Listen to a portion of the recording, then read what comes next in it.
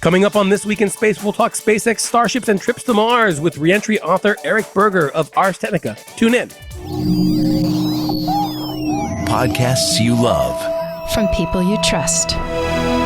This is Twit. This is This Week in Space, episode number 136, recorded on November 8th, 2024. SpaceX Ascendant. Hello, and welcome to another episode of This Week in Space, the SpaceX Ascendant edition. I'm Rod Pyle, editor-in-chief of Ad Astra Magazine, and I'm joined, as always, to my great pleasure, by Tarek Malik, editor-in-chief at space.com. Hello, my friend. Hey, Rod. How's it going? Happy Friday. Or it's good. I'm at the Astronaut Memorial Foundation building at the Kennedy Space Center. I'm looking out the window at the rocket garden here. It's a beautiful day.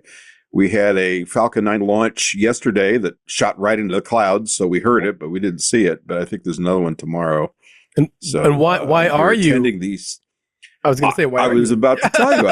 I'm sitting in the National Space Society's international headquarters here at Kennedy, and I'm attending the Space Settlement Summit, which we hold every year about this time of year, and sitting next to who I think and hope might actually be the next NASA administrator, but no names, please. But that aside, grease those palms for access, Rod. Grease those palms for access. Oh, they are so slippery. I can't even. But the greater pleasure today is that we get to speak with Eric Berger. So excited. Who is, as I will say when we see him, the king of space reporters, and who's also written that book that Tarek just held up called Reentry, which is a follow-up to his earlier very well-received book called Liftoff, all about the saga of SpaceX, and it's quite a read. You'll enjoy it. Yeah. It's the closest thing to an adventure novel you can get reading nonfiction about the space trade. Now, before we start, I want to remind everybody to do us a solid. Make sure to like, subscribe, and do all those cool podcast things because we're counting on you. We love you and we need you. And now a space joke from listener Tom Melton. Tom. Hey, Tarek. Yes, Rod. How much do they charge space pirates for ear piercing? Ooh, I don't know. It's a good question. How much? A buccaneer. Oh.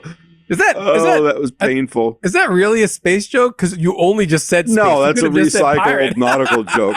But we got it from a listener. We love our listeners. I'll take it. I love it, Tom. Go. Yeah. You can all the doubloons. Yeah. Good. Big nod to you. Yeah. All right, let's do some headline news. Headline news.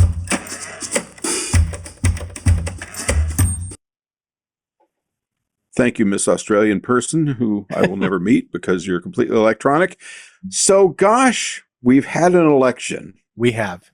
Yes. And we have a transition team getting ready to come on board. I believe at this point, they're just waiting to get some space allocated, and then they can get together and put their collective heads together.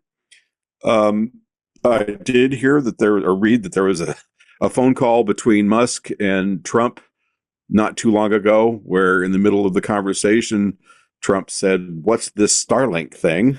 So I guess the transition team has some of their work cut out for them. But what do you know? Well, as you mentioned, President-elect Donald J. Trump, was coming in as the 47th president. That election happened the week of this podcast that we're recording, and we pretty much expect space exploration to weigh pretty heavily in that new administration, because I stayed up till 3:30 in the morning waiting for results from the election after voting, and Trump name dropped Elon Musk and SpaceX and Starlink, like all in one, like during his big announcement speech that, his victory speech that he was saying. And it was kind of like self-deprecating. He was acting kind of like, oh, I don't know what Starlink is. I saw the rocket launch. He was mentioning the Starship one.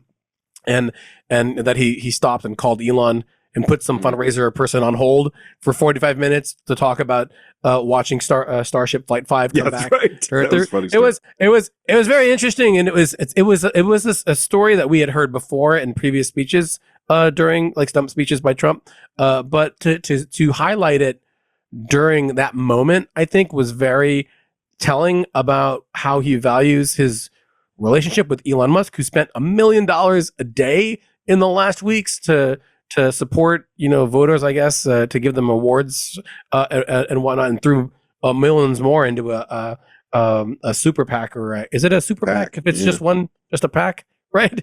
His political action committee, anyway. To get him elected. So that's happened.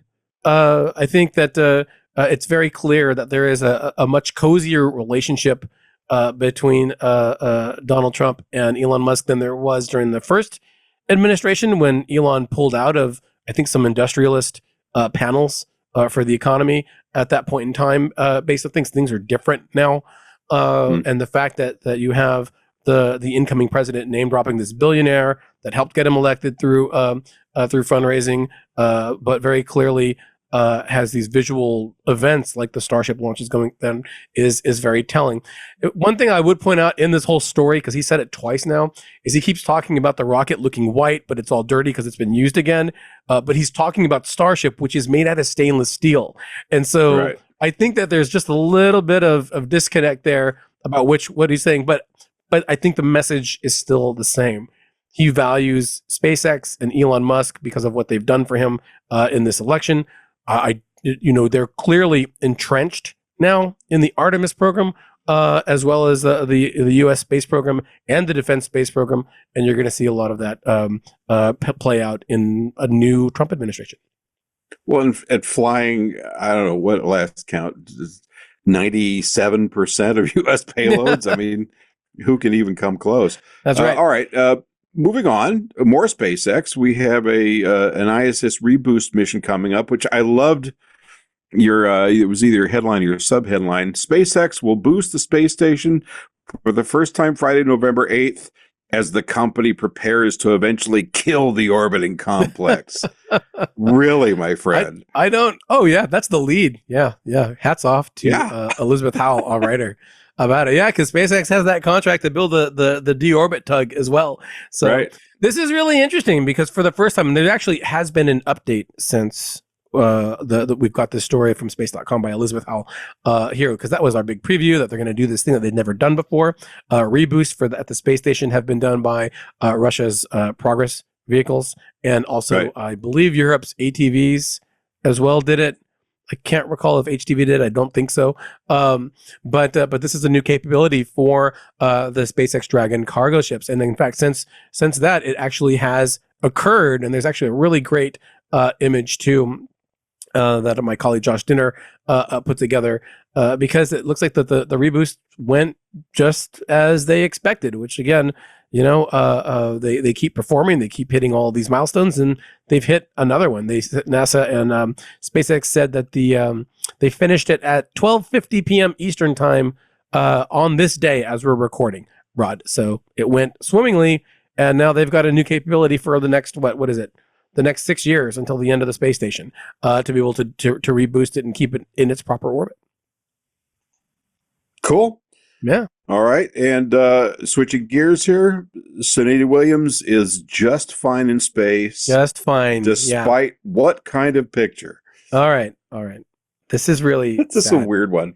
This is weird. So yesterday we got an announcement from NASA that was really strange and out of place. It's just like an announcement that came through their blog, as well as through their regular email service, and it says all NASA astronauts aboard the International Space Station undergo routine medical evaluations, and they have dedicated flight surgeons monitoring them, and they are all in good health. That's the statement. The astronauts are fine, right? And it's like, where? Kind of begs the question itself, doesn't it? Why would you have to put out a special announcement that the astronauts are fine? And it's because the Daily Mail, at least in my investigations of this, I pinned it back to the Daily Mail, but because the Daily Mail and some other tabloidy news publications found a photo of Sunny Williams, commander right now of the International Space Station. She has this extra long mission along with Butch Wilmore because their Starliner vehicle couldn't bring them back to Earth. We've talked about that ad nauseum on the show, but They found this picture. They thought she looked gaunt, quote unquote, and decided to run a 3 bylined article interviewing doctors about how at death's door she was. And it's just really, I think, it's really, do I want to say chauvinistic? I don't know. It's like body shaming, like just because someone looks a certain way in a picture that they must be this, and maybe a little culturally insensitive. Yeah, and she does have very deep set eyes. Yeah, and in the wrong lighting, it can look quote gaunt unquote. But and this is a person. So a lot of us. This is the person who ran the first marathon in space, right? And they have doctors checking in on them all the time, and whatnot. And it's just very clear that this story was written to grab eyeballs. And they didn't call NASA, right? They just decided to run with it. And it was just crazy, really, Ritz. it was really sad to see. And so she's fine. Butch Wilmore is fine. The astronauts, they're all fine, right? They've got people checking in with them every single day to make sure that they're fine. And they're all professionals too. And being an astronaut is not an easy job. So it's just very disappointing to see that example in the media, which is clearly for hyperbole and like click grabbing and whatnot. You make jokes about me and I was going to say, so Space.com being clickbait. Given the gravity of that, I forgive you your clickbaity headlines like to murder the space station. All right. Kill it dead. We're having too much fun with this. I don't want to keep Eric waiting, so we will be back in just a moment with Eric Berger. Stand by. This episode of This Week in Space is brought to you by US Cloud, the #1 Microsoft Unified Support Replacement. US Cloud is the global leader in third-party Microsoft enterprise support, supporting 50 of the Fortune 500. Switching to US Cloud can save your business 30 to 50% on a true comparable replacement for Microsoft Unified Support. US Cloud supports the entire Microsoft stack 24/7, 365, responds faster, and resolves tickets quicker for clients all around the world, and you always talk to real humans. Check out their proven track record. They have expert-level engineers with an average of 14.9 years experience. That's for break, fix, or DSE. They have 100% domestic teams. Your data never leaves the United States. They have financially backed SLAs on response time and initial ticket response averages under 4 minutes. In 2023, 94% of U.S. Cloud's clients reported saving 1/3 or more when switching from Microsoft Unified Support to U.S. Cloud. From Fortune 500 companies and large health systems to major financial institutions and federal agencies, U.S. Cloud ensures that vital Microsoft systems are working for over 6 million users globally every day. Big brands trust U.S. Cloud, including Caterpillar, HP, Aflac, Dun & Bradstreet, Under Armour, and KeyBank. Even the IT folks at Gartner have chosen U.S. Cloud for their Microsoft support needs. A director of information technology says, and within an hour, U.S. Cloud responded with, I want to say, 4 engineers. So not only did they bring the right guys to the call, but they brought the cavalry. I felt like, wow, that was amazing. It was unlike anything I had experienced before with Microsoft in my 8 years of being with Premier. We made the right choice. When it comes to compliance, no one gets it more than the U.S. Cloud. ISO, GDPR, and ESG compliance are not just regulatory requirements, but strategic imperatives that drive operational efficiency, legal compliance, risk management, and corporate reputation. These standards foster trust and loyalty among customers and stakeholders, attract investment, and ensure long-term stability and success in a competitive global market. Visit uscloud.com and book a call today to find out how much your team can save. That's uscloud.com to book a call today and get faster Microsoft support for less. And we are back with Eric Berger, known around here as the king of space journalism in our little community. Eric, thank you for coming today. How are you? Well, that's an amazing title, Rod. Thank you. I'm not sure I can live up to that, but I appreciate it. I'm afraid you already have, having written 2 best-selling books in an area where getting a bestseller is quite a challenge, and as I can tell you from firsthand experience.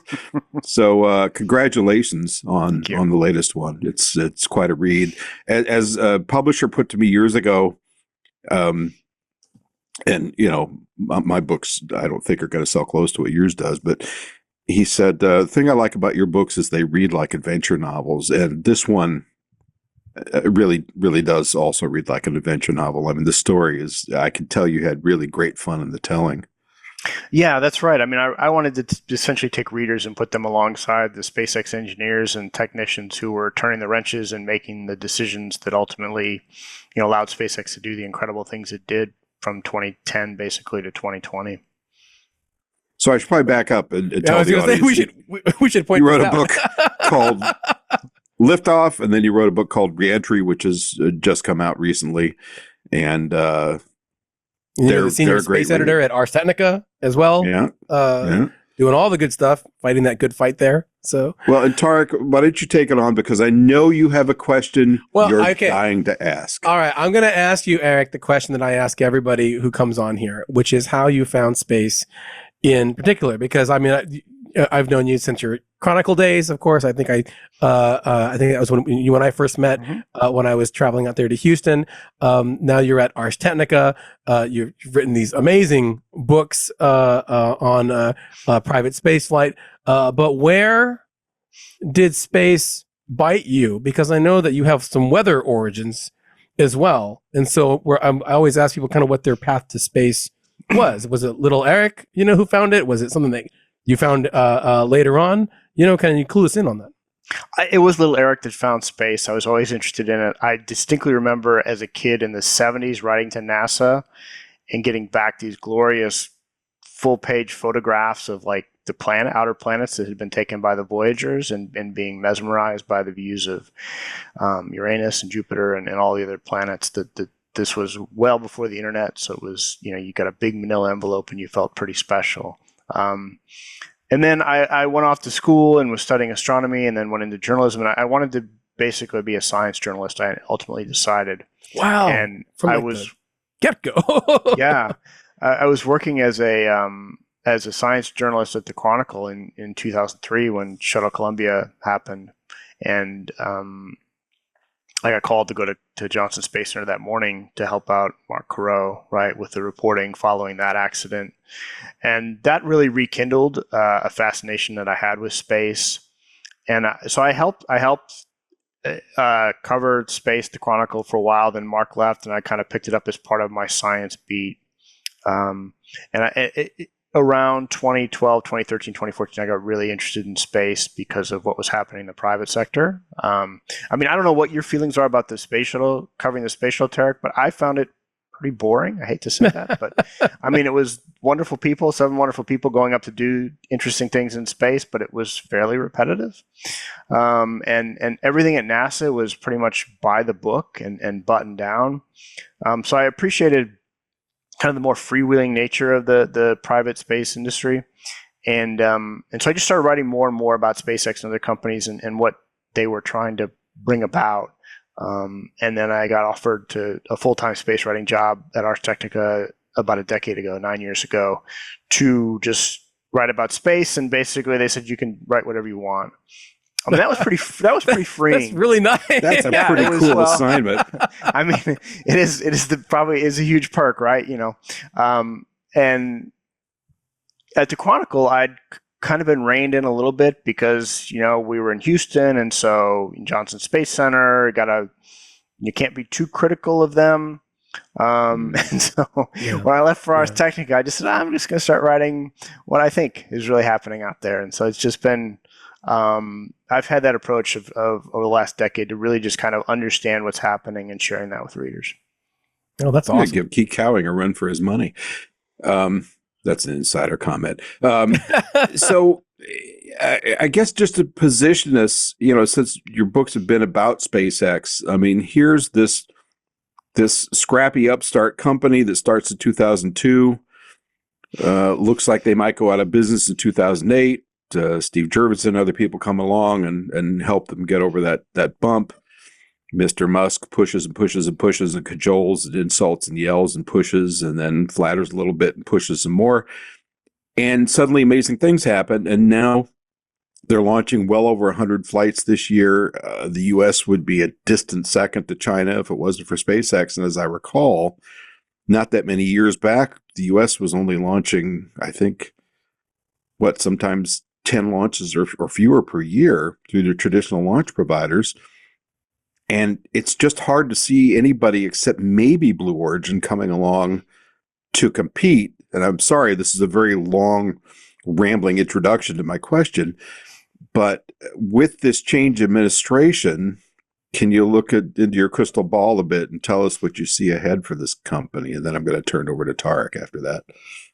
Well, I think we're going to see the administration embrace the Starship vision, right? Which is, Starship brings two things to the table that we've never really had before.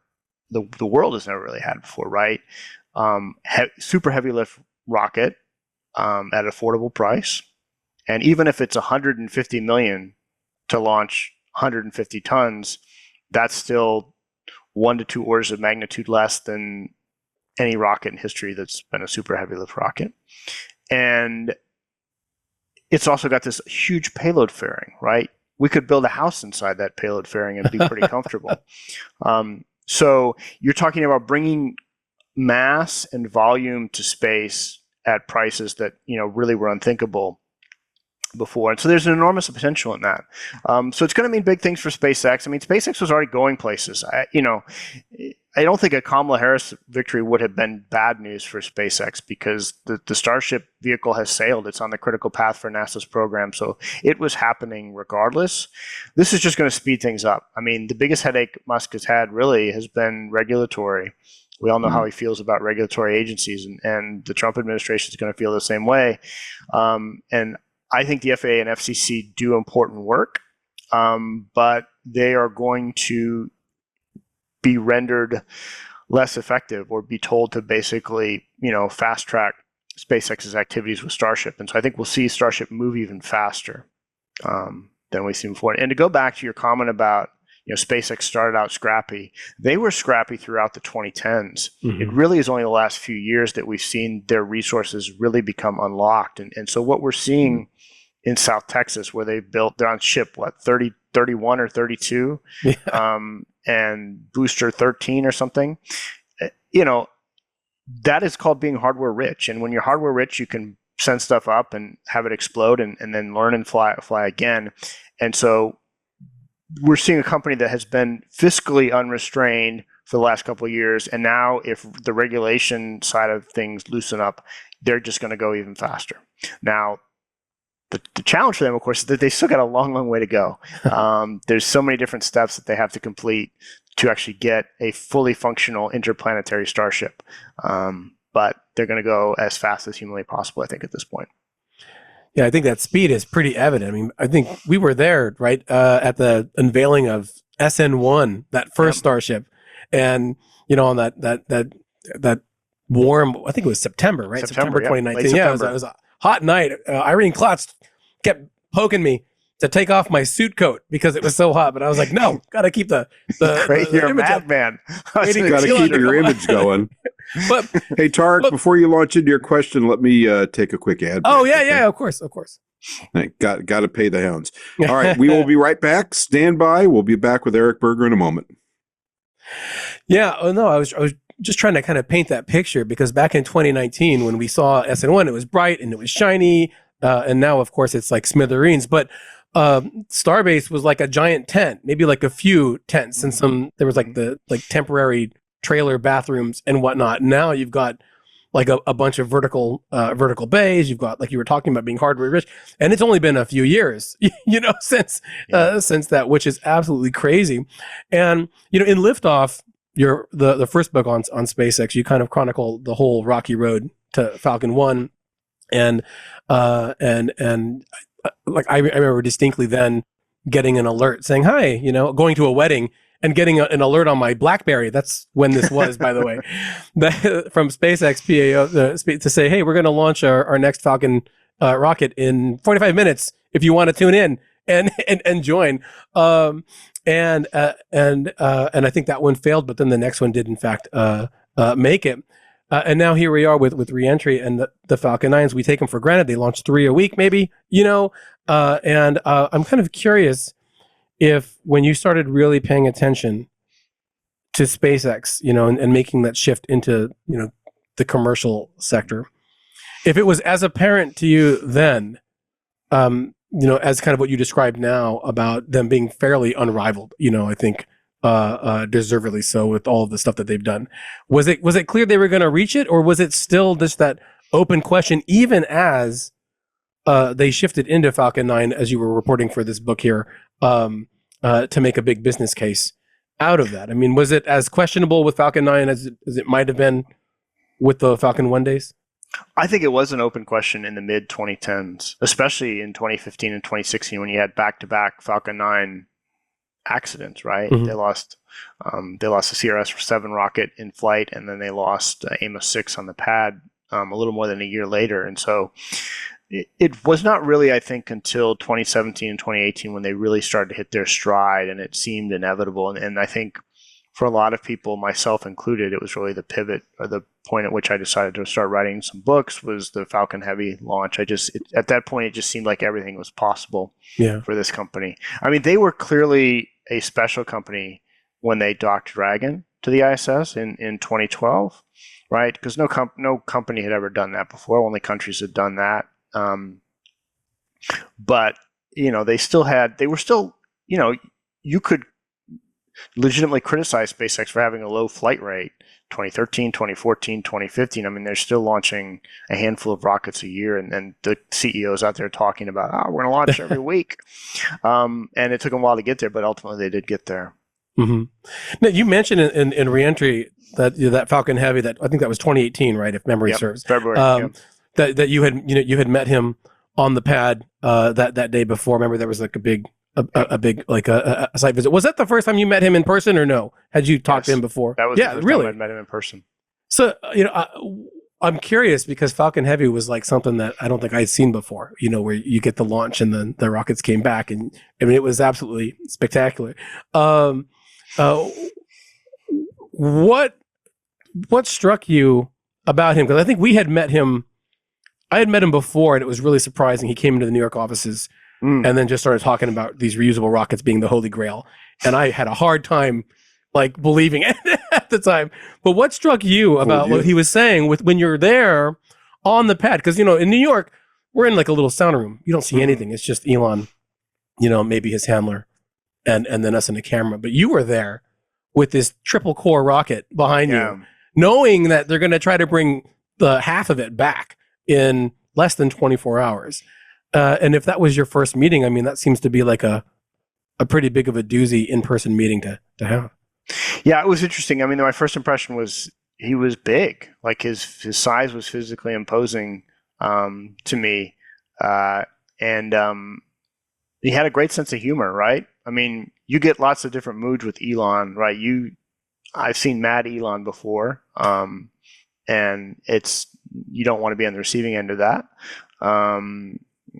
And I have once or twice. And then, you have sort of happy Elon, where and he was in a good mood that day. He had just taken some of his children up on the launch pad, and they got to walk around underneath the Falcon Heavy rocket. And so he was coming back around in this SUV and meeting with a handful of people.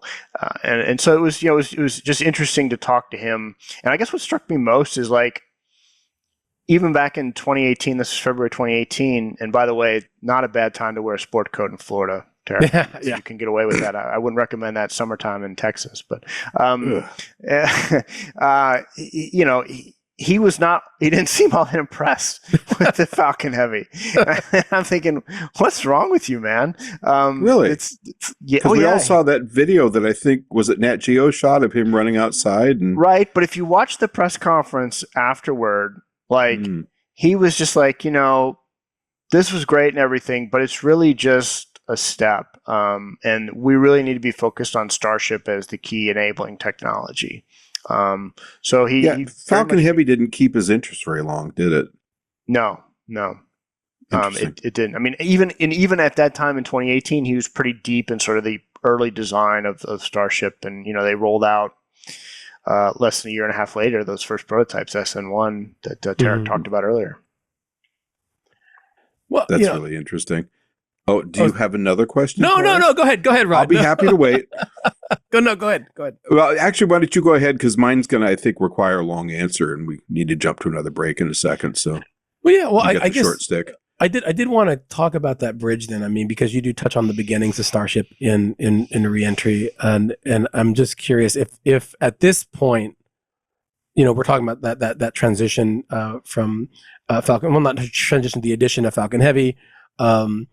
That is it. I don't know if it's like a drive or whatnot to kind of keep pushing things forward around that turning period. But I'm just wondering if there was in your reporting for these books a true secret sauce that is like a common denominator from each of these different programs that have led the company to really maintain that momentum that we see it having. I guess that the public even can see it having with all of these test flights and with maybe their embrace of like sharing everything on social media, including the failures, which you don't see a lot of companies do there. That you do see will be key for both like I don't want to say post Falcon 9 because it seems like that's going to be like a workwork's for the foreseeable. Let the man answer. Well, no, let me finish my question, Rod. Come on. Waiting for a question here, Rod. Yeah. So what is the secret? Is there a common denominator secret sauce that they've been able to keep as a company through these different programs? People think lots of different things about Elon, and I get that. He's extremely controversial these days, and says a lot of things I think that make people uncomfortable, myself included. But I don't think you can get away from the fact that he is the secret sauce of SpaceX, at least in the sense of he has from day one provided this dominant vision. He's never really moved away from it, and that is to make humans a multiplanetary species, and that journey begins on Mars. And so every step the company takes is to further that ambition. And if something isn't working, like propulsive landing and Dragon, then okay, he'll course correct back away from that. But the goal is Mars, and if something is not advancing that goal, then he doesn't have time for it at SpaceX. And I think the other thing is that he just every day makes sure that the people working for him know that they have to go faster. And if there are problems that they're running into, don't be like me. Don't procrastinate, right? You're like, oh, I got a problem. I'm going to worry about that next week. No, he's like, tackle the biggest problem first. And if you need help solving it, let me know, right? Don't not tell me. And it's hard to get away from sort of that energy continuing to propel the company forward. You look at a lot of other space companies who start out with some big disruptive vision, and they disrupt it, and then they kind of become the next Boeing or Lockheed or whatever. And SpaceX is not. They're the most powerful company in spaceflight today, but they're still being disruptive. And again, you kind of have to attribute that to the founder, who's still pushing forward every day, even if he's also playing Diablo at the same time. Diablo 4. I have to say, as I was reading your book last night, I wished I had a PDF of it so I could do a word search to see how many times the word faster showed up in there. Because in some chapters, it's again and again. And I thought, man, I mean, you can almost feel through your writing, and not in a mean-spirited way at all, but the pounding that these people get at this company. I mean, it's just ruthless. Relentless, yeah. Speaking of being ruthless, I'm going to ruthlessly take us to one more ad break, and we'll be right back for my next exciting question. So stand by. So if I have my numbers right, SpaceX did a total of 96 launches in 2023. They're planning 135-ish for this year if they finish as they want. And I'm at Kennedy Space Center right now. We heard mostly one go up yesterday, and I think there's another Falcon planned for Saturday. So, I'm living the evidence of how fast these things are taking off these days. And yet, in comparison, the only company I can really compare to SpaceX, ULA has 15 launches in 24 and launched 3 times in 2023. Help me imagine how anybody can compete with SpaceX at this point in the next 10 years. I mean, we've been watching a lot of stuff go in the front of the Blue Origin plant out here and not seeing much come out the back. It's been kind of constipated for a while. At least finally the big rocket did roll out. But it just feels like they're going to dominate the field for years to come. They have a huge lead in launch. Like it's now been 9 years since they first landed a rocket, and no one has repeated that feat, even while everyone acknowledges that that is probably the ideal way to do first stage reuse.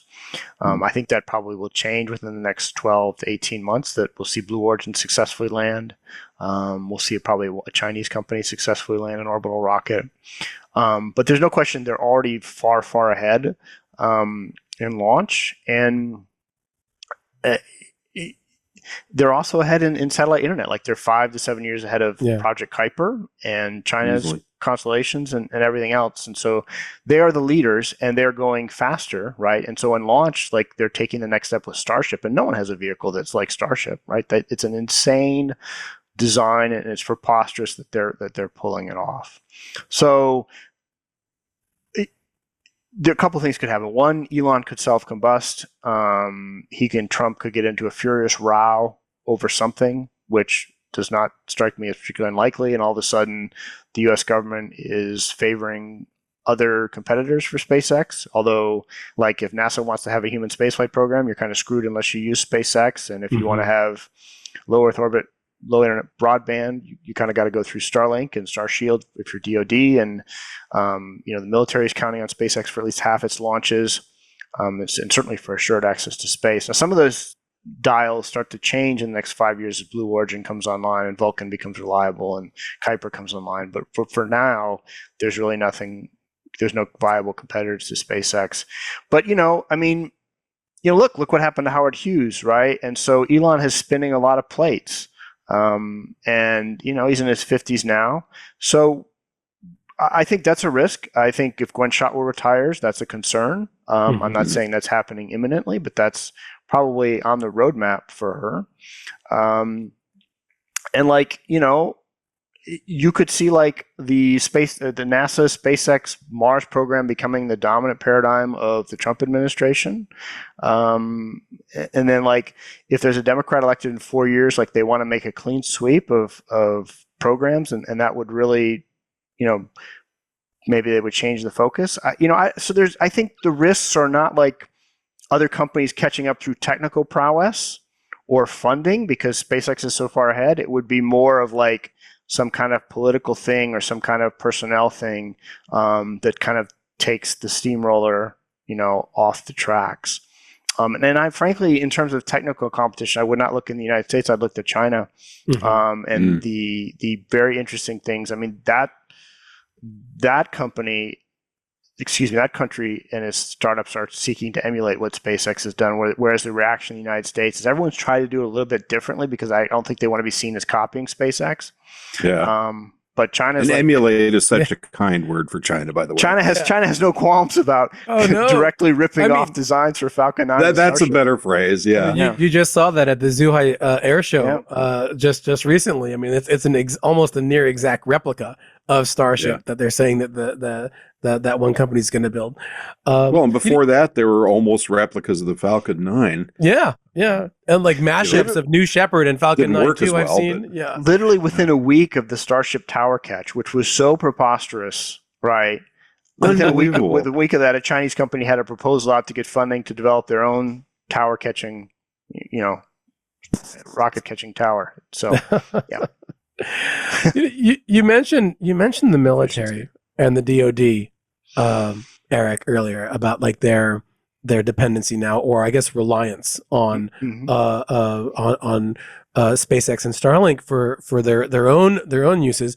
And I can remember a time when the Air Force, signed a lease to SpaceX to use a launch pad out of Vandenberg, and then told them, no, you can't try to launch your Falcon 1 rocket out of Vandenberg. Go find some other place out in the middle of the South Pacific. And is it just the fact that they can see the success now and that's what sells them on it? Or was there a sea change in the DoD that led to more openness, that led to these contracts that we saw with SpaceX? I think it's a couple things. First of all, I think it's been gradual over time, and it has been part and parcel of just accepting the fact that this company is out there doing it, and so you need to avail yourself of it.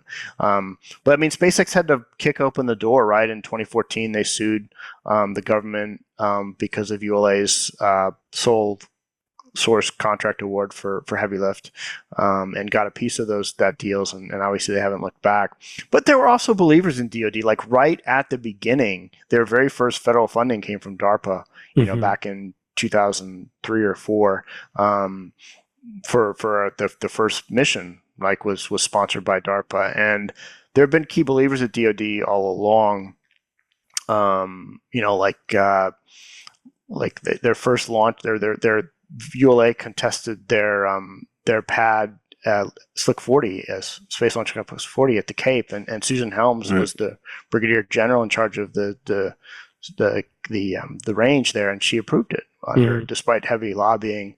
Excuse me for breaking in, but I did really enjoy the chapter where you talked about, I mean, she took chances with her career to go to bat for these guys when they were still kind of an unknown quantity, huh?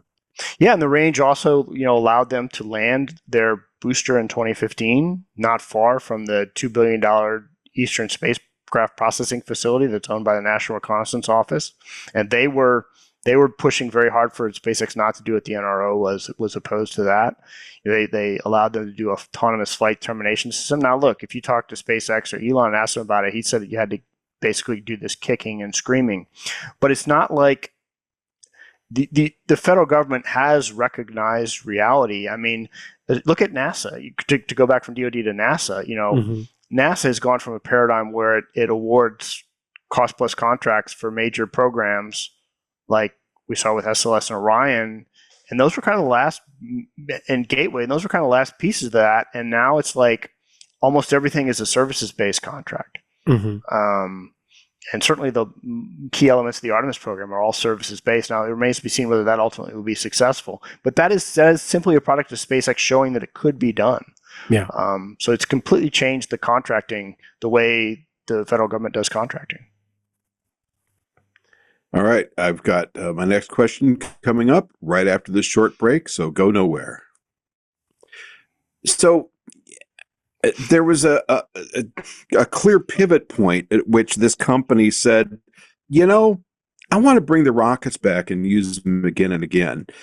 And I think, I remember back at that time, other people, both ULA and within the trade, and even journalists saying, you can't do that, right? And I remember, I forget which book it was, but I was researching a chapter about von Braun and their drawings of it. You've probably seen him actually proposing a flyback / parachute recovered Saturn V first stage that they could go ahead and reuse that. And it was, at that point we had almost 5% of the federal budget to play with. But ultimately, I think it was just like, look, we don't want to waste time on this. We're getting to the moon, worry about bringing your toys back later. But was it computer processing power that was the pivotal point about being able to reuse a rocket that way? I don't think so. I think it was the sort of relentless desire to do so by Elon Musk, because until you get to the Starship catching tower, almost all of the ideas we've seen SpaceX do before have been thought of, right? Obviously, they were thinking, as you mentioned, Wernher von Braun was thinking about this back in the 60s. You can find Soviet movies where they're landing rockets on a boat, right? And so like even the drone ship landings are not really that surprising. And, a 3-core rocket like the Falcon Heavy, ULA did that with Delta IV Heavy. What Elon Musk and SpaceX did was, there were these ideas out there that everyone had been talking about, and you could go on and on, like propellant densification. Like that had been considered by NASA many times over the years, and they discarded it as too risky. Autonomous flight termination system, like they'd been talking about that for decades. Wow, we should have computers on board the vehicle that make this decision as opposed to someone miles away. And he's like, no, we're going to do it, and we're going to take the risks. And it's really interesting if you go back to the founding of SpaceX. Like at one point in the budget cycle around the turn of the century, NASA was funding 3 different reusable rocket programs. Right, you had the space shuttle, you had the next generation launch system, and you had I think it was the X-33. But basically, there were 3 reusable launch systems under funding. Adventure Star. yeah, and like. And over time, those other two got canceled, and then the shuttle was phased out after Columbia. And then all of a sudden, NASA was funding nothing in reusable launch, and SpaceX said, "No, we're going to do it." And so they just kind of kept pushing until it got accomplished. And again, you have to sort of say that's not because they didn't do that because the U.S. government was asking them to do it, right? Because that's how the way space had been done almost entirely since the beginning. Like contractors built the Saturn V rocket because NASA said, we need this to go to the moon. We built the space shuttle. Rockwell built the space shuttle and all the other contractors because that's how NASA decided they wanted to do it. Same with the space station. Same with the Atlas V, the Delta rockets. That's what the military wanted. And SpaceX is like, no, hey, we're going to build what we think we need, and then if it works, we'll sell you the service. So it really is. It was a big sea change. Yeah, I think SpaceX was the first company where I had to stop saying I'll see it when I believe it, because I'll believe it when I see it. I'll believe it when I see it. Yeah, because there was that whole period from 2002 to 2004, maybe even, where you'd have all these pie in the sky. We're gonna do this new rocket plane. We're gonna do this new thing. There was like a balloon chained launch plan that it was like a train where like the bottom part launches first and pulls the rest of it up into space. And it was just crazy at that point in time. And then of course SpaceX comes out, says we're going to reuse the rockets, and it's going to look, and it's like, well, yeah, okay, maybe. And then they start doing it, and then they're like, well, we're going to land on the ship now, okay, and but now that if eventually they will get there, it may not be on the time scale that Elon says, but if they say they're going to do it, they're going to do some version of it now. And I mean, that's right. You could go back to the 80s to find commercial entrepreneurs, who are going to be the FedEx of space, right? Going like literally back to the 1980s and 90s, and like the test stand SpaceX got in McGregor was because of Andy Beal, right? Founded Beal Aerospace and was going to build a big rocket and engine to cut the cost of launch, and they went under. The fascinating thing about SpaceX is that whereas all these other companies failed, I mean, you go back and look at the ISDC conferences dating way back, and you can find keynote speeches from all sorts of people promising to be the FedEx of space and everything. And so, yeah, it was absolutely, I'll believe it when I see it. And then they started doing it. Yeah. Yeah. Were you screaming at the Starship catch? Say that again? Like I was, just like. So or did you go out? Did you go out for that? At home. I missed that one, but I've actually been to several of the launches. I thought they would wave it off because I thought there would be some bad piece of data that they saw somewhere on the rocket, and they said, okay, we can't do it. So, but I thought that if they went for it, it would be successful. No, really? So, wow. They were, yeah. I thought if they went for it, they were going to whack into the launch structure, but close as they came, they didn't. I mean, look at what they can do with the precision of Falcon 9 landings, right? So they've got the algorithms and stuff wired. Well, what's spectacular is watching how fast those things come hurtling down at the last second. They put on the brakes. It's pretty exciting. So we've had a couple people, including Rob Manning from JPL, on here to talk about Mars sample return. It's a frustrating story, especially frustrating for those guys. And we've got some opinions about it, but enough is said about that. Do we think SpaceX can or will decide that they're going to enter that foot race now that China's said that they're going to do it? And as an adjunct to that question, do you think there's any chance that somebody like Musk or one of the billionaire boys club would just say, I'm just going to do this? No, I don't think anyone is going to just say they're going to do it because it's an expensive, complex mission that probably would fail. My best guess as to what happens is that MSR gets canceled. Because I think that the Trump administration will decide that its goal is put humans on Mars. And, they're going to set a date of 2028, which, we'll know is not realistic. But, any of the Mars sample return architectures being talked about now are not bringing rocks back before 2032 at the very earliest, right? So I think the decision was made, look, we don't need to spend $5 billion on this initiative. when we're going to try to get humans there as quickly as possible.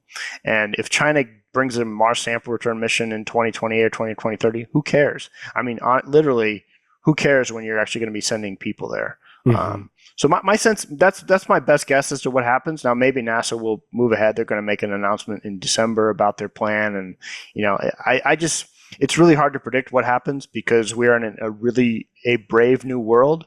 I just actually published a story on Ars Technica headlined, Space Policies is about to get pretty wild, y'all, because it is. And Yeah. but it's I just think MSR is going to get canceled. It could have easily been canceled a year or two ago because the plan by JPL was completely unwieldy. And I'm not sure any of the private sector plans are all that realistic either. I guess we'll have to wait to see the details. Well, I guess if you send astronauts to Mars, they're going to bring samples back. And so it turns itself into a Mars sample return there too. We should talk about Mars more because Mars has been on Elon's mind and SpaceX's mind for like 2 decades now. And it seems like they're building the infrastructure for it. In fact, Take it away, brother. Yeah, Elon mentioned plans for Mars missions in 2026, right? Is that what he said they were going to try if they can get everything right? He said he's going to try to do an uncrewed launch to Mars in 2026. That's right. And I guess I did want to ask about that Mars plan because that's always been in the back of SpaceX's like mission goals, right? It seems like they're on a track, maybe not like the fast track, depending on how much is needed. But also when I kind of look objectively or try to look objectively at Starship in particular, which would seem to be the vehicle of choice for that kind of an expedition, I see like a lot of missing parts, right? They have to be able to refuel it. I think that there's talk. I think Rod, you had a note here, like at least a dozen or so launches for the refueling just to get to the moon, and then I would assume you would. Well, off the record, as I'm sure Eric knows, they're talking 24.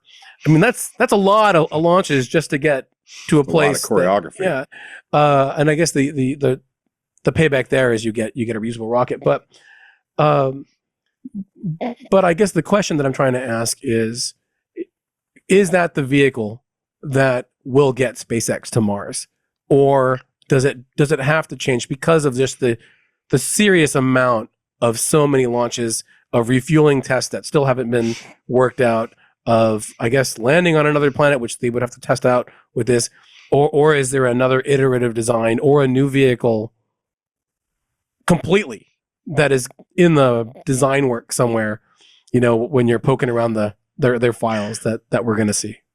I mean, I think Starship is the vehicle. We'll see several versions before you get to the Mars vehicle. So just like we had 5 major blocks of the Falcon 9 rocket, we're kind of block 1 of the Starship rocket, is about to come to an end. I think after flight 6, and then we'll move to block 2, and then they'll continue making it longer and with larger propellant tanks.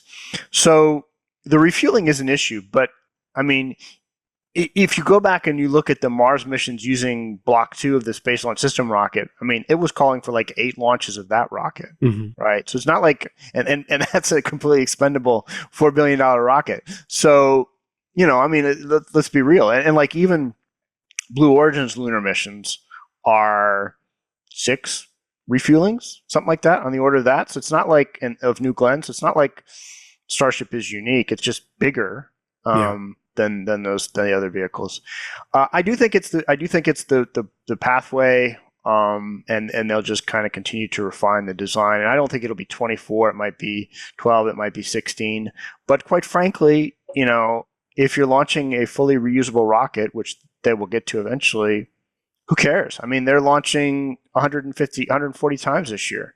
And so if you've got 4 launch towers for Starship, and you really can fly a vehicle once a week, each vehicle once a week, and you can build them for pennies on the dollar. I mean, think about the number of engines they've already lost with their first 5 flight tests. Like almost 200 engines are in the ocean now. Oh my God. And like if you're NASA paying $200 million for an RS-25 engine, okay, but these are $500,000 engines. So it's just, I don't think people are ready for sort of the economy of scale you get potentially with Starship. And it really does completely upend the way we've always thought about space.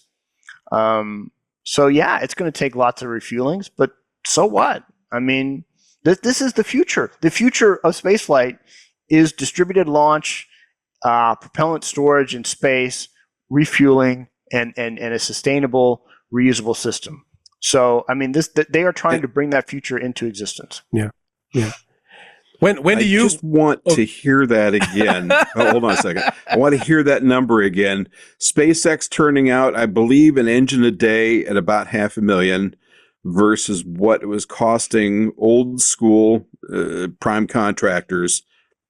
I think at least $90 million for the smaller rocket engines, and more like I believe $125 for the RS-25 in the refined version. It depends if you include the $1 billion charge that Aerojet charged NASA to set up the tooling again for RS-25 engines, but you could calculate it at between $100 and $160 million per engine. Oh, so, $400 to $600 million worth of engines on just the first stage of the course, on the core stage of the SLS rocket.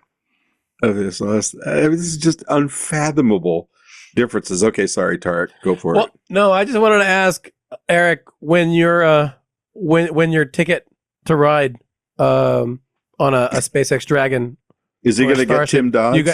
Are you gonna reserve a spot for it? Because they do seem to be, Starliner aside, the only game in town these days. Am I getting paid $50 million for this appearance? Because if so, then I'll go book. I was going to say, is he getting a real different pay rate than we are? I mean, know you're successful. Well, the book, the royalties. There you go. Do it. There you go. Not quite, but it's okay. If we're ever to see widespread space access for people, it's only going to come through Starship, I think. And so we got to be rooting for their success. And I don't know what eventually ticket prices will be. I don't think humans will launch on Starship for quite some time. Mm-hmm. But eventually, if you could, buy a suborbital trip from South Texas to Australia for $10,000 or $25,000, I mean, I would do it. Man, if it was we make a trip to see family in Singapore every year, and if I could get that trip to even if it's a 1-day trip, not a 3-day trip, for that would be amazing. So, we can still dream point to point. Even if it's $25,000 to be able to spend a couple of hours of that view instead of the few minutes you get from suborbital, however many of those are left standing in the next 5 years. So I guess my last question for you is, how are things going with Reentry? Because authors love to ask other authors that, because we want to see how envious we should be, and plans for future books. Well, thanks for asking. It's doing great. It was a USA Today bestseller. The publishers already ordered several thousand more copies to be printed, since it's doing well, and I've been very happy with it. So and the feedback I received from people have been great. The people who are in the book really love it because, again, they feel like it really tells their story. Right, it's not just an Elon book; it's really a book about the people who did the hard work. As for next projects, one of the mistakes I made after Liftoff is I didn't take any time off, so I'm consciously trying to take some time off now to focus on other things. And I kind of want to see where this is all headed. Right, we're just it's really hard to overstate the potential for change at this point with a new president and the CEO of SpaceX, the sitting CEO of SpaceX, with all these conflicts of interest, nevertheless is going to be his principal advisor on a number of areas, probably including spaceflight. Mm-hmm. And, there's the potential for enormous change here, good and bad. And I kind of want to see where this is all headed before really finding another project. So I just think we're kind of going through this huge window. And the future is difficult to see. Well, on that note, I think that's covered it all, and it'll be interesting to see if Mr. Musk becomes our chief efficiency officer and what that entails, because if my life gets much more efficient, I'm going to be extinct. I want to thank everyone for joining us for episode 136, SpaceX Ascendant with Eric Berger. the king of space journalists. I just wanted to say that again because I like to see a smile. Besides Ars Technica, where you write, which is a great publication, where else can we keep up with what you're doing? That's the best place. I am active on social media, on Twitter and X. People can find me there. But Ars really is the place for in-depth sort of analysis and reporting on what's going on space. And they're the ones that are paying him enough to get that ticket that we were talking about. Not Very quite. good. Tarek, where can we find you practicing your abort procedures these days? Well, you can, as always, Rod, find me on space.com and on the Twitter, the X, at Tarek J. Malik. This weekend, you will see me going out at sunset to look at Jupiter and Venus because they're absolutely gorgeous in the night sky. And then relaxing and getting ready for, I guess, Flight 6 of Starship on November 18th. That'll be exciting, too. So, No and turkeys. don't forget to tell us And turkeys, that's about right. your gaming channel. oh, yes. And 'Cause playing that's very important. and playing Fortnite Remix at Spacetron Plays on the YouTubes. Yeah. So, new How video many coming this subscribers do weekend. you have now? I have How many 400 subscribers do you have? 430. Oh, Thank you. I love every one of Oh, them. you're- So, you're growing quickly. Okay. And you answer emails. So remember, you can, and of course, you can find me at pilebooks.com or at astromagazine.com. Or if you're in Florida this weekend, at the back of the Kennedy Space Center Visitors Space Settlement. Yeah. Yeah, at the Space Settlement Conference. Remember, please, you can drop us a line at twit@twit.tv. That's TWIS@twit.tv. We always welcome your comments, and we answer each and every one of your emails with loving attention. New episodes of this podcast published every Friday on your favorite podcatcher, so make sure to subscribe, tell your friends to give us reviews. We'll take whatever you want to give us as long as there's at least 5 of them. And don't forget, you can get all the great programming with video streams on the Twit Network, ad-free on Club Twit, as well as some extras for only $7 a month. And for a limited time, holiday season's coming, new subscribers get 2 free weeks. Woo! So that's $3.50. So go for it. That's a cuppa at Starbucks. You can also follow the Twit Tech Podcast Network at Twit on Twitter and on Facebook and twit.tv on Instagram. Thank you, everyone. Thank you, Eric. It was a great pleasure spending time with you today. And we'll see everybody next time. Take care.